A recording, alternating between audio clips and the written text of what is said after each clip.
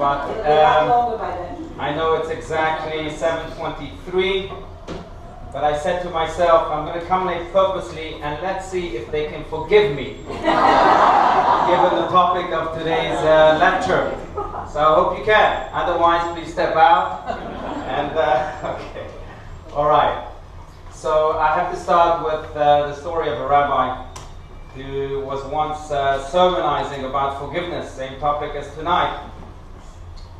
And he asked the crowd, raise your hand if you can forgive right now all of your enemies. Only half of the people raised their hands. So he continued for another 10 minutes. He said, now raise your hand if you can forgive all your enemies. A few more people raised their hand, but still it wasn't everyone. He went on for another 20 minutes. Raise your hands, please. I hope everyone can now raise their hand if they can forgive all their enemies. Everyone raised their hand, except for one old lady in the back.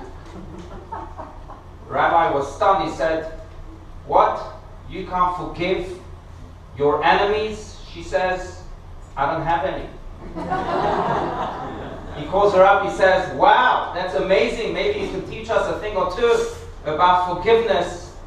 Please tell us why you have no enemies. How are you able to forgive them? She says to the rabbi, well, I wasn't able to forgive them. I just outlived all of these idiots. But it's hard to forgive. I acknowledge it's hard for me. It's hard for many people to forgive. And I think Judaism speaks of forgiveness not just as a value, but also as a crucial piece of the puzzle of life. You cannot live fully if you cannot forgive. You cannot live healthily if you cannot forgive. You cannot live wholesomely if you cannot forgive. So tonight, I'd like to explore this topic, but not before telling you a story that I think epitomizes this value of forgiveness that helps us live. This is a story that occurred in 2011 with a man named Nachman Stitzer. Nachman Stitzer is a teacher in Modi'in Illit. Some of you are familiar with the town, not far from Tel Aviv, between Jerusalem and Tel Aviv, outside of the Ben Gurion airport. But he's a young teacher, very Hasidic. If you see his picture, you'll see long payas. He has blonde eyes, big blue eyes, blonde hair, big blue eyes. Nachman Stitzer is a teacher in the Cheder, a very ultra-Orthodox school, and every day he would take some of the kids from his neighborhood to that school where he teaches as part of a mitzvah. Nachman Stitzer would take very young kids. And I don't know if you know, but every year, unfortunately in Israel especially, we hear of children being forgotten in their cars. Just last year, I believe there were 170 cases as such, resulting in some 6 deaths. Unfortunately, yeah. I mean, I was just in Israel just a week and a half ago, and there's now an aggressive campaign to stop this plague everywhere with all sorts of tools. But in any case, Nachman Stitzer one morning, it was a Tuesday morning, he took some of the children that he would usually take to school, very young children. He makes sure all of them get out of the car, locks the car, goes, teaches for the day, comes back to the car with a friend that needs to go back to the same neighborhood where he's driving to. His friend goes into the car and shouts. Nachman tells him, what happened? He says, what happened? Look at the back of the car. He looks at the back of the car and he can't believe his eyes. He had left a young boy that morning in the car, in the scorching heat of the Israeli summer. There was nothing Nachman Stitzer could do. The boy was not alive anymore. The boy's name was Chaim Boimer. You can imagine the funeral. The parents were just exclaiming their shock, and they complained to God. In fact, the father, I saw a YouTube of it, the father was saying, I understand maybe why you want to punish me, God, but my wife is so righteous. Why do that to her? The grandparents shared the grief, but during the Shiva, something astonishing happened. the grandfather of that little child, Chaim Boimel, his name is Yisroel Lichter, he decides to make a call. Who does he call? Nachman Stitzer. And he says, we're here sitting Shiva for our grandson, that you were directly responsible for his death. I'm asking you to come. Nachman Stitzer doesn't know if this is real, if this is a joke. He says, are you sure? He says, yes, please come. You'll be our guest. He comes to the Shiva home. Yisroel Lichter, the grandfather, sees Nachman coming into the home. He immediately jumps from his seat and gives him the warmest hug he's ever had. Nachman can't believe it. He says, are you sure you want to welcome me? He says, of course. Why do you think you're responsible? They had him drink a cup of tea. They welcomed him as they welcomed their own family, as if nothing had happened. The Israeli TV that had heard about this story immediately went to interview Yisroel Lichter, the grandfather, who, by the way, runs a soup kitchen now for 30 years in Bnei Brak that feeds about 1,300 poor people each and every day. They asked Yisroel Lichter, how can you do that? Where do you find the strength, the courage to forgive the murderer of your grandchild? And Yisroel Lichter says, it's not that I didn't love my grandchild. My grandchild used to light up the room wherever he would go. And he went on to show pictures. You can YouTube it. But then he went to his library and he told the news reporters, come, let me show you something. He takes out a tractate of the Talmud, the Jerusalem Talmud, and he reads the following passage right here. Following passage that speaks of a man who is cutting meat. And by mistake, as he's slicing the meat, he's cutting his left arm, his left hand. The Jerusalem Talmud asks a simple question. What is the man to do with this right hand that sliced the left hand? Should the left hand now turn around and slice the right hand in revenge, in punishment? No, it's the same body.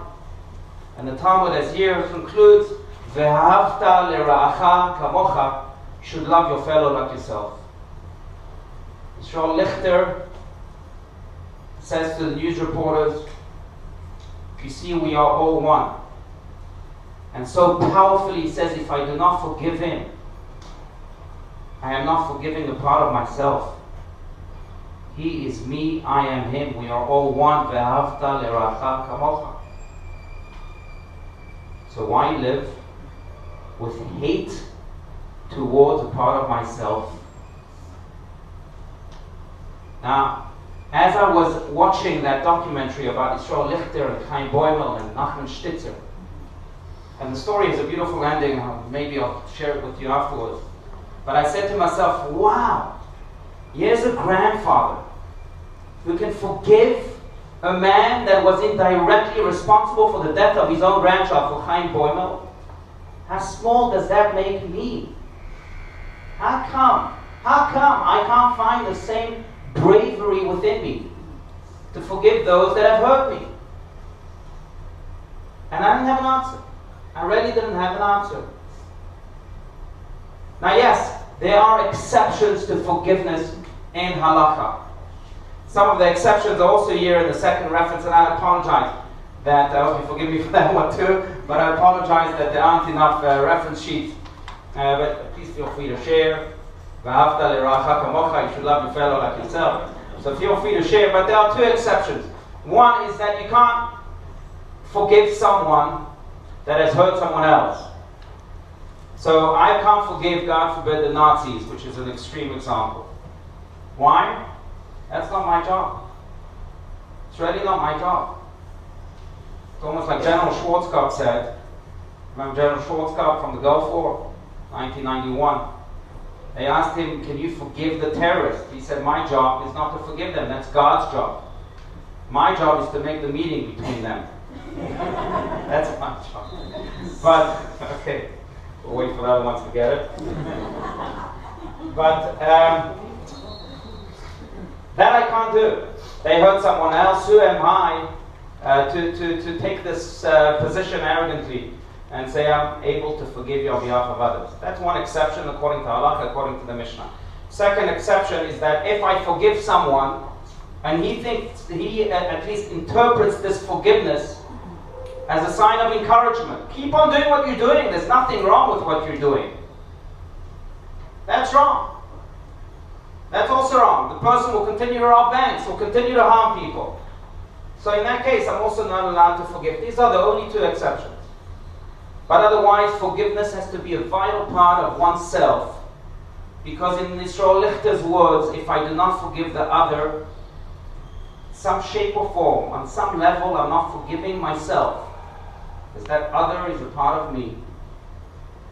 And you'll be living a life of divorce with the self.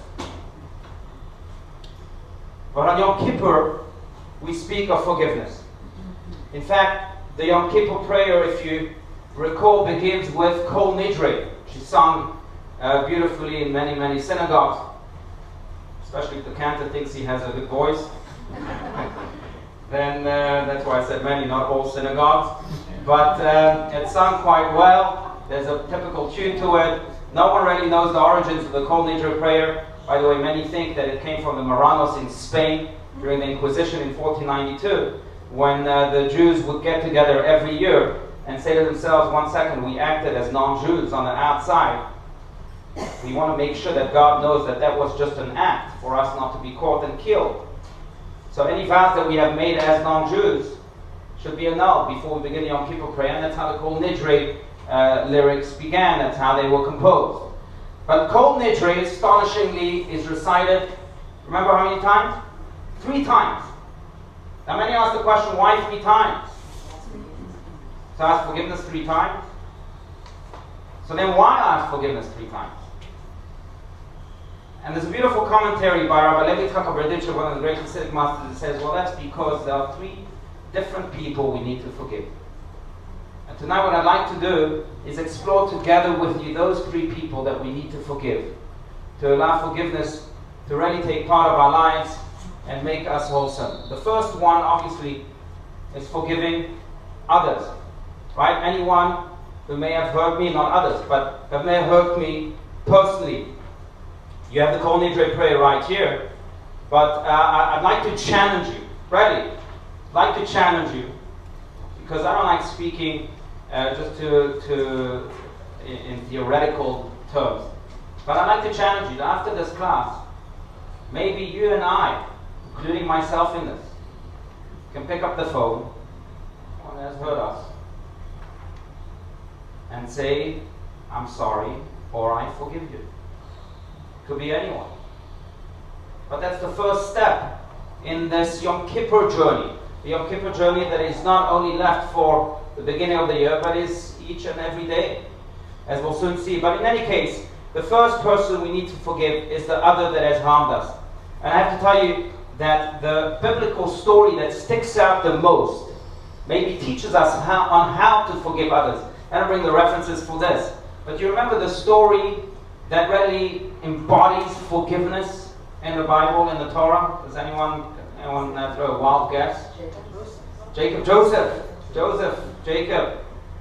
that's right. Joseph was abandoned, was tortured by his own brothers. He is sent to slavery. He ends up in prison. For 21 years he does not see his own father, his own family. And when he's finally encountering his brothers again, he finds the courage to forgive them. Now why?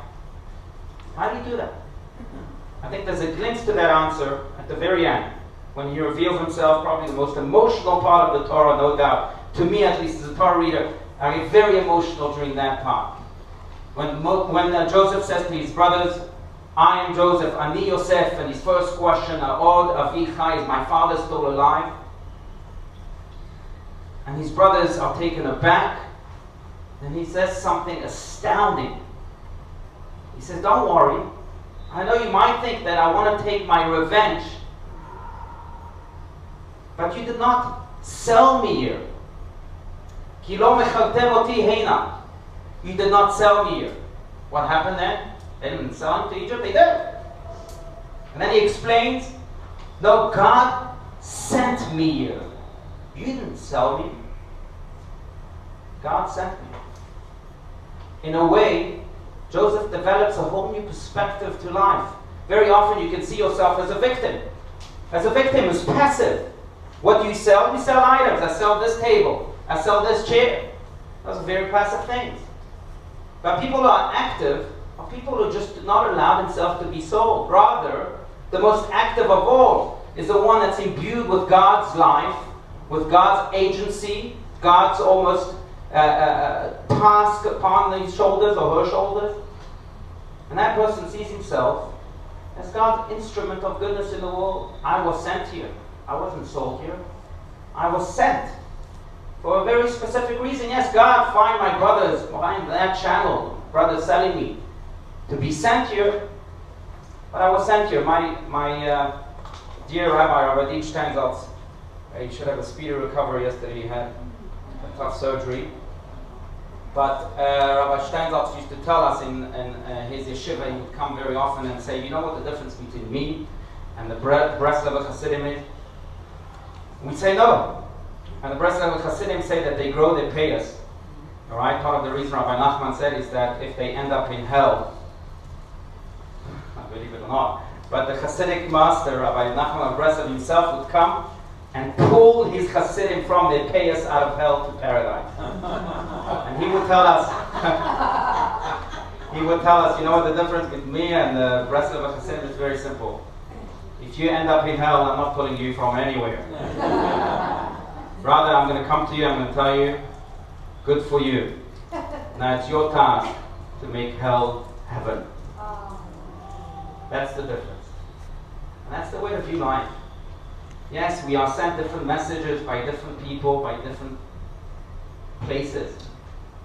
And the question is, are we viewing these as signs of God, maybe to direct us in becoming His instruments?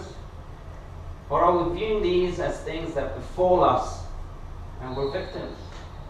We're harmed. It wasn't meant to be, it's not fair. Joseph shows us a new way. And I believe, yes, a better way.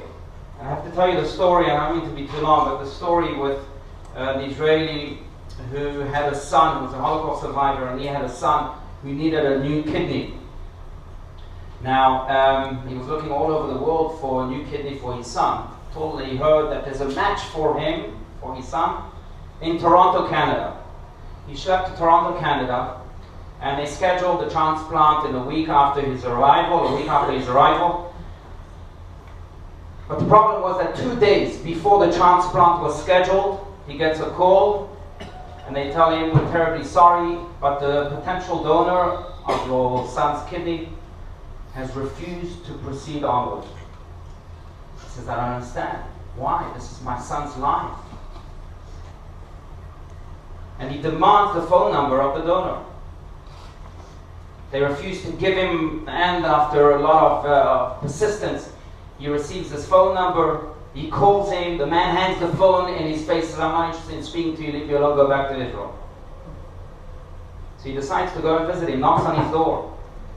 The man sees him, slams the door in his face, I don't want to see you, go back to Israel. He says, but my son is going to die.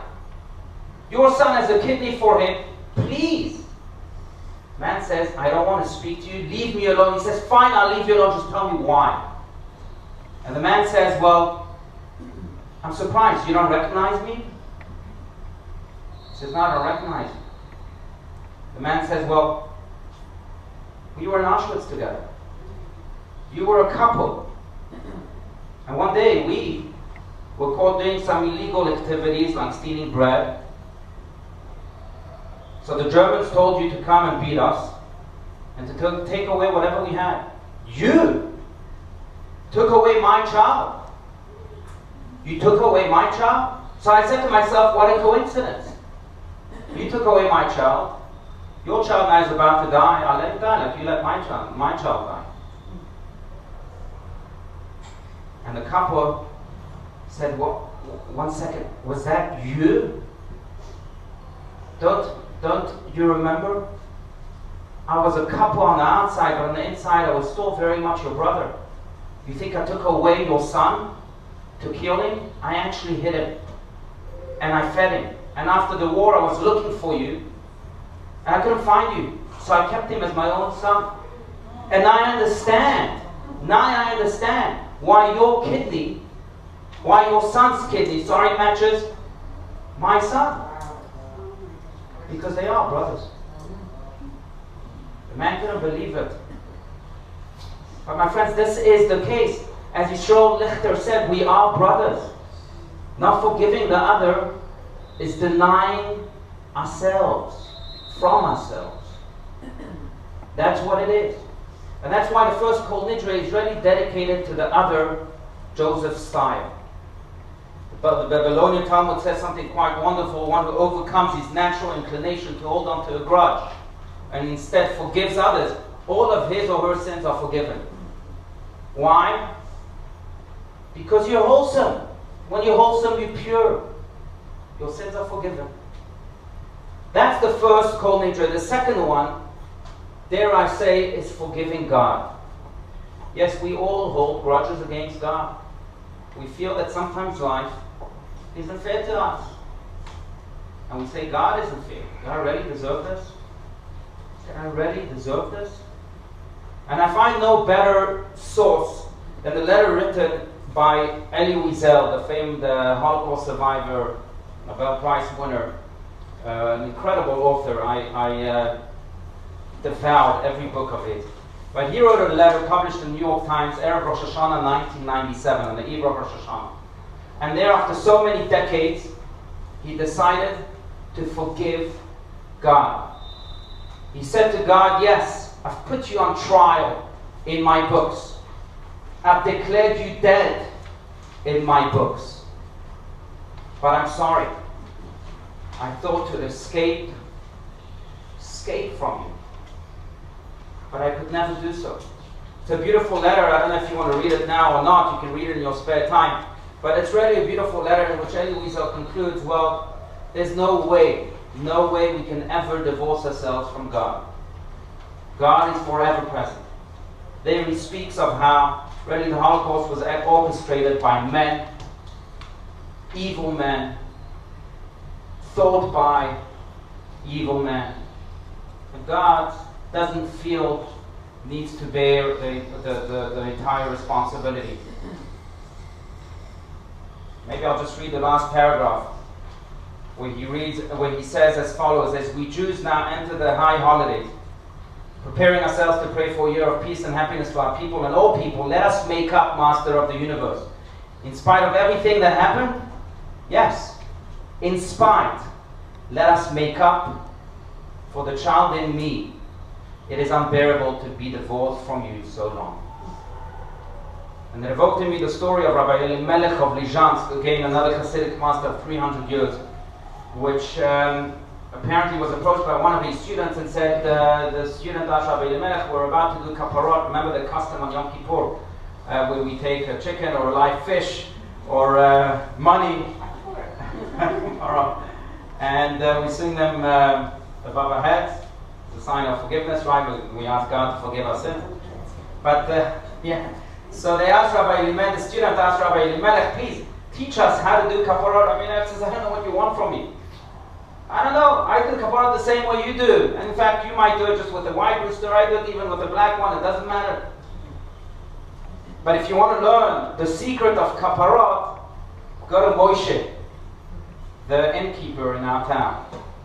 Fine, the student goes to Moshe. He says, what do you want? I'm about to close. He says, I need to stay here for the night. It was kaparot night. And he wanted really to see how Moshe would do kaparot. He stays up all night, that student of Rabbi Elimelech. Finally, at 4 o'clock in the morning, he hears Moshe, the innkeeper, waking up. He goes to his study, wraps himself with a talis, and then takes out a list. In that list, which is a brilliant thing to do, it really is a brilliant thing to do, in that list, he had many, many, many listings of his sins throughout the year.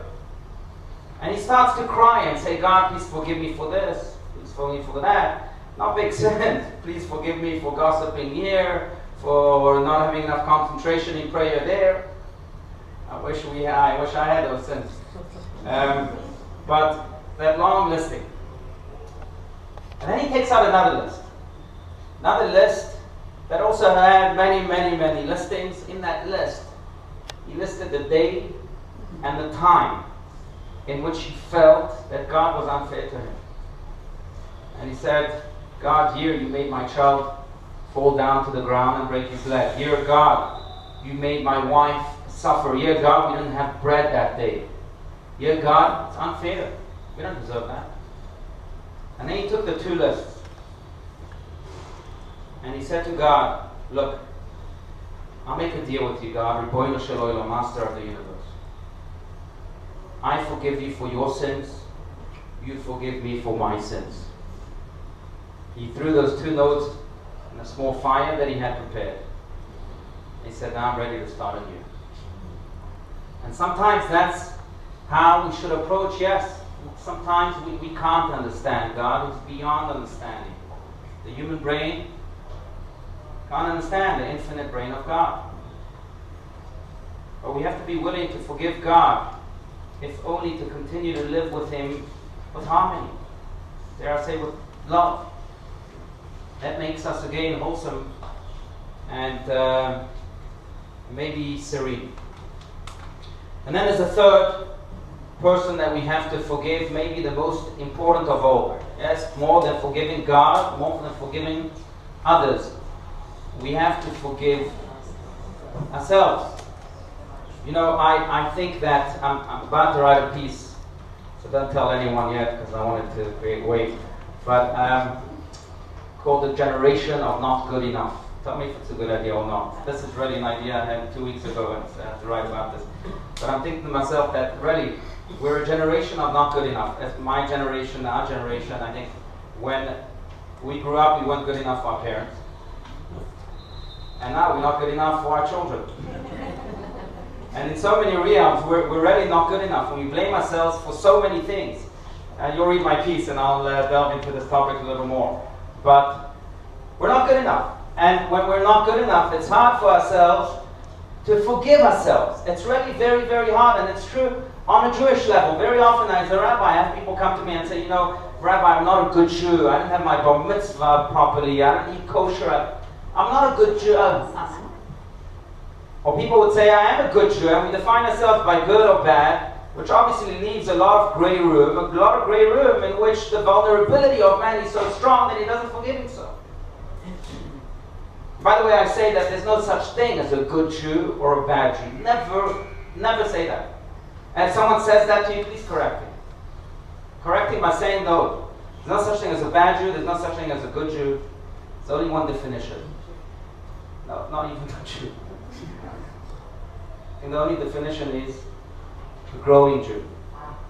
If you're a growing Jew, no matter what your level is, if you're taking a step forward, you're the ultimate Jew. That should really be the only definition. Not a good Jew, not a bad Jew. But we blame ourselves really for so many things, which reminds me yet of another story. A story of, I may have shared in the past, but a story of a young child who was missing his left arm. He was missing his left arm. But his mother insisted to treat him like a normal child, like all other children, and his school classmates would go to judo lessons. So she says, my boy, you're also going to judo lessons. Fine. The teacher sees him and says, I don't know what to do, but I'll teach you one trick I know. He teaches him for 3 months to master this trick, and he says, I can't continue with it. He says, please. So he continues to teach him that same trick. A year later, there's a tournament. The student says, I want to go to the tournament, but you only know one trick. He says, that's fine. And the master says, you know what, I think you can actually win. So he goes, the first round he wins, the second round he wins, the third round he wins, the quarterfinal he wins, the semifinal he wins. With that one trick, the finals, what do you think? He wins, of course. It's got to be a happy ending, right? Hollywood style. So he wins. No one could believe it. They go to his teacher, sensei, how did you do it? And the teacher says, you don't understand. In judo, there's one move. That the only way for the opponent to defend himself against it is to grab the other person's left arm. But he doesn't have a left arm. So it's indefensible. And that's how he won. Friends, we live in a world where we only see bodies. We don't see souls. We just don't. But imagine for 1 second that we lived in a world in which we saw souls only and not bodies. Could there be a soul that could hide his or her blemishes? Could there be a soul that could say, I'm pure, I'm wholesome as the day I was born? I don't think so, exception maybe of the righteous. But the question is, how do we treat our missing left arms? That's the question of life. If we are to blame ourselves all the time, you're good for nothing, you're wasted, you have no left arm, that's a path for self-destruction. But if we say to ourselves each and every day, we're born anew, and yes, we might be missing a left arm, but it might be to our advantage, as it was in that tournament. We might be able to transform it. Then we have lived a life of growth. Then we can be growing Jews. That's the key to life, the key to forgiveness. Yes, we're harmed. Yes, people attack our left arms, make wounds all over the place. But the question is, so what? Really, so what? And not only that, but maybe it is able to spring us forward. Those very hurts, those very pains can be used really to make us grow. I think you name a hero that's achieved something, you'll find that there was a moment of vulnerability in their lives in which they said to themselves, boy, we have this weakness, but we'll galvanize it to become better and to spread our light. Those moments made them the heroes they are. And it's the truth for every aspect of our lives. And I have to tell you the end of the story. Chaim Boimel, alav hashalom, was very dear to Nachman Shtitz's heart. Yes, he was facing a 3-year term in prison. It was commuted, thank God, because Yisrael Lichter went to the courthouse and demanded that the judge does not put him in jail. It was commuted to 6 months of community service. But a year later, Yisrael Lichter and Nachman Shtitzer founded an organization that helps increase the awareness for these tragedies in Israel. When I was there just 2 weeks ago, I saw their names on those campaigns. But the story goes even further. Nachman Shtitzer did not just take his missing left arm and transformed it as a source of light for the people of Israel in the state of Israel. But personally, he had a baby boy. Do you know what he named him? Chaim. You know who was the Sandak, the godfather at the bris? Yisrael Lichter, the grandfather. Because, my friends, when we learn to forgive others, our life is enhanced. Our life is enhanced in degrees that are truly unimaginable. Perhaps this is why we say the Modeh Ani each and every day, to say to God, yesterday's troubles were yesterday's troubles. Today we're starting anew. And we're using everything in the past as a springboard for growth. And then we too, I promise you, will have children, spiritual children, will create goodness and kindness in the world. And our darkness transformed into light will illuminate the world. I thank you.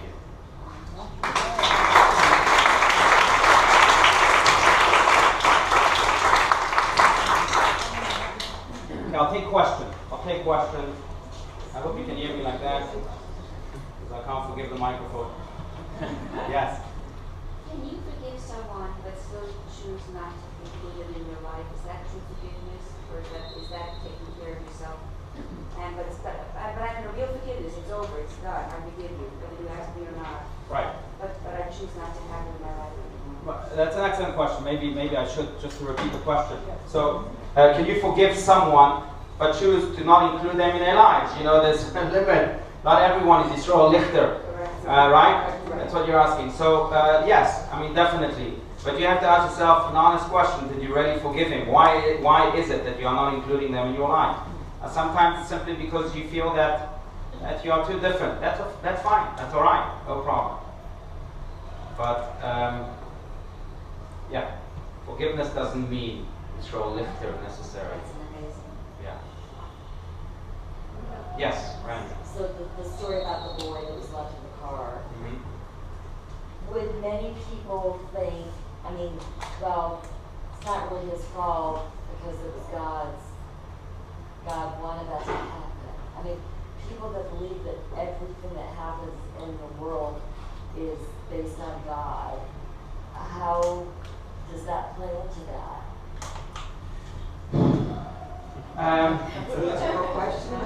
That's a child's question. But people that believe that everything happens because God had planned it to happen. So if that boy was left, I will tell you this.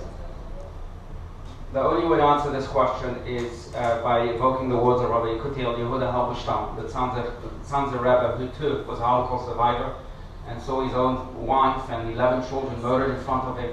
He had found the courage to rebuild his life after the Holocaust, built a children's hospital in Netanya, Israel. We've spoken about it many times. But Rabbi Yekutiel Yehuda Halberstam was asked a similar question. He was asked, where was God in the Holocaust? It's unfair. Elie Wiesel was also asked a question, and he responded also brilliantly. He said, you're asking me where was God in the Holocaust? I'm asking where was man in the Holocaust? That's the real question.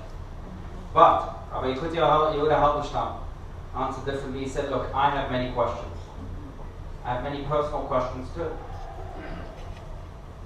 Now I'm sure that if I really wanted, God would invite me to the heavens and give me answers to all the questions I have.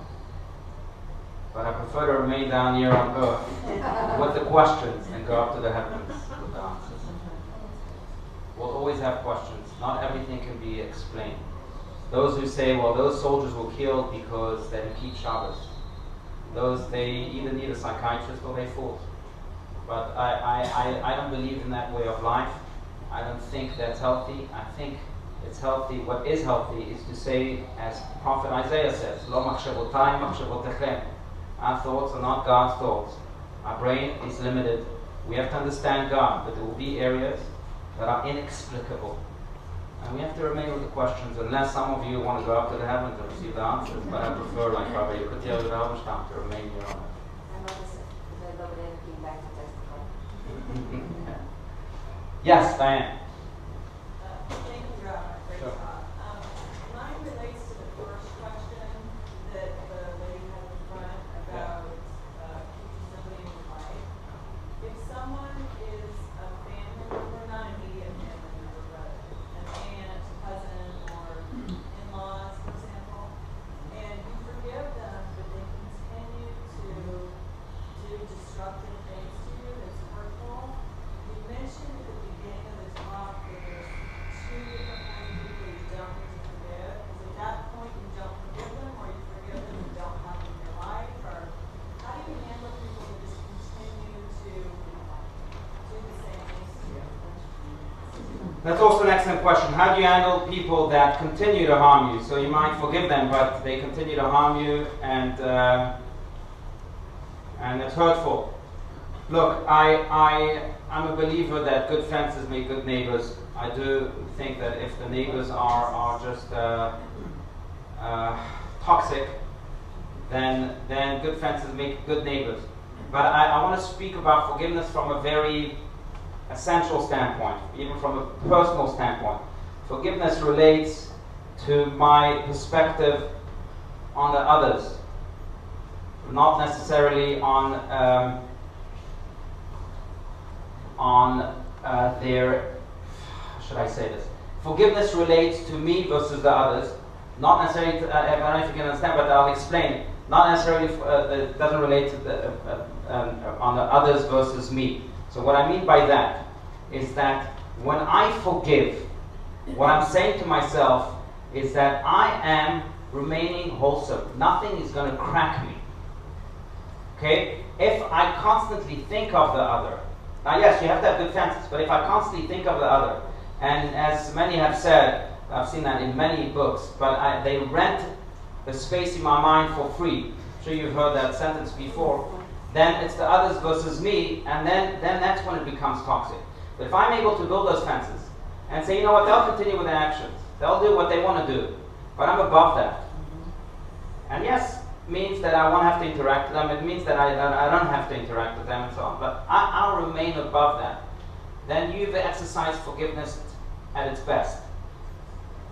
But you can't allow those actions. Yes, you have. So my answer to you is you have to create those fences. You have to make sure that the distance is healthy enough for both sides, especially for your side. But you shouldn't be thinking about that all the time. Let it go beneath you, not in you. Which is hard. But just one more thing, and then I'll take the answers. One more thing. Look, I often use this example. In 1981, if you remember, I don't. I was 2 years old.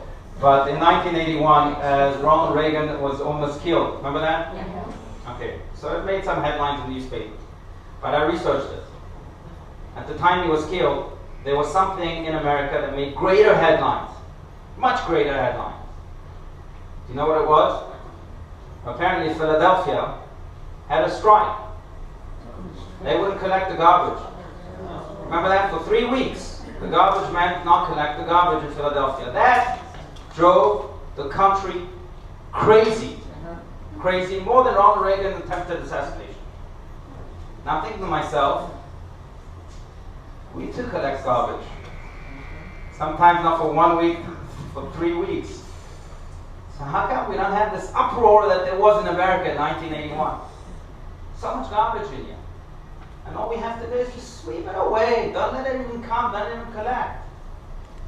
Just don't let it amass.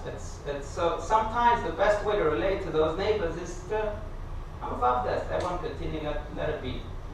But I'm not collecting garbage and letting it sit there. It's just toxic. Okay. Yes? So you talked about the first 2 repetitions of Kol Nidre. So what does the third repetition signify? So the first one is forgiving others. Second, forgiving God. And third, forgiving oneself. Yourself. Yeah. Which is the one you sang on Yom Kippur. Second one. Oh, you sang the second one. Second one, that's right.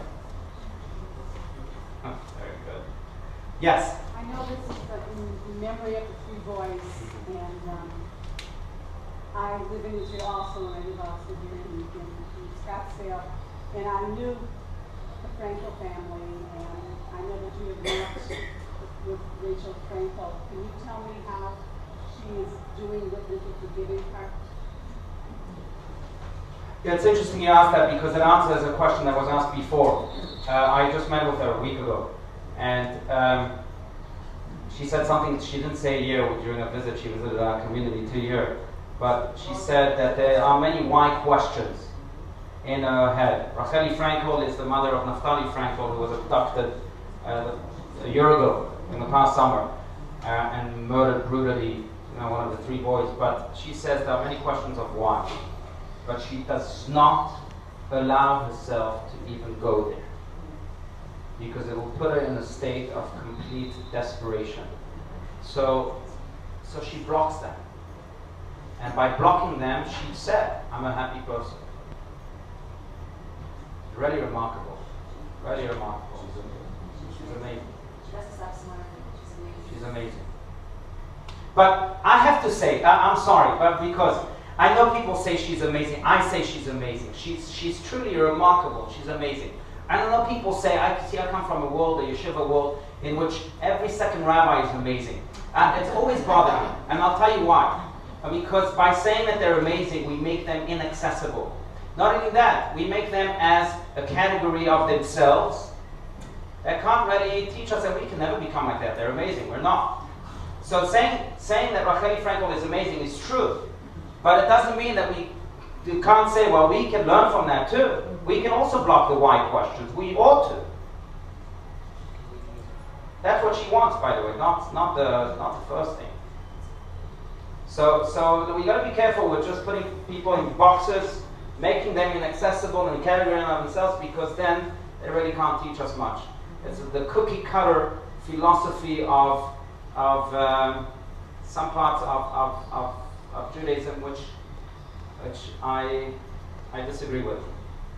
That's why I love Noah, the biblical figure, who wasn't a tzaddik. He was a tzaddik, but according to another opinion, he was only a tzaddik in his generation, not in all generation. But there's a whole parsha named after him. Are you going to name a whole parsha named after a non-tzaddik? Or a tzaddik only? Yes. You know why?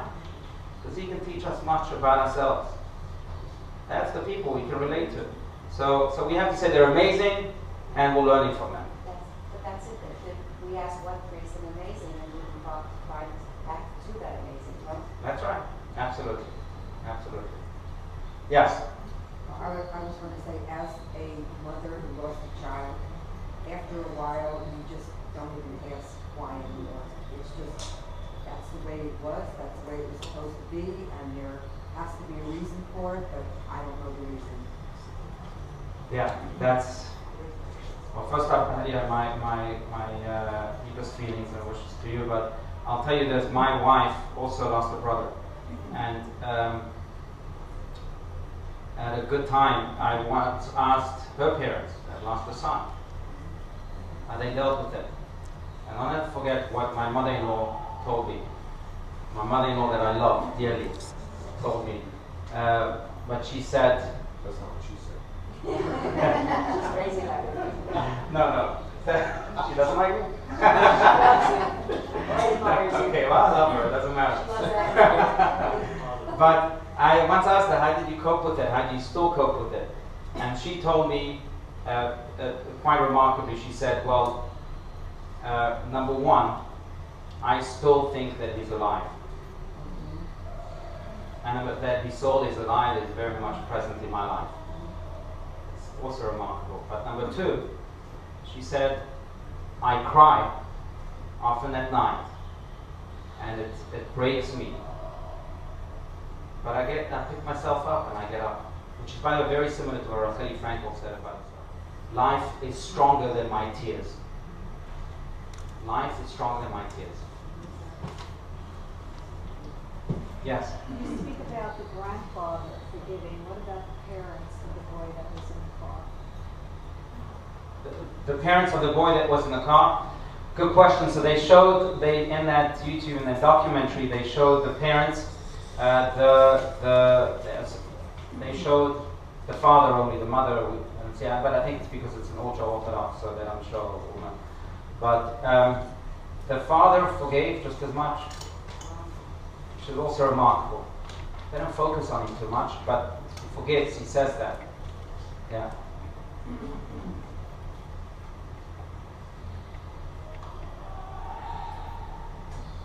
Yeah, Sean. I just wanted, you now, I'm a huge fan of you. Everyone that don't know you in this room, you're just so accessible. You're young in your years, but you're a wonderful soul, and you're completely accessible. And you inherently, every rabbi, every rabbinical school should model. Thank you. students after you. I wish my mother-in-law was here to listen to that.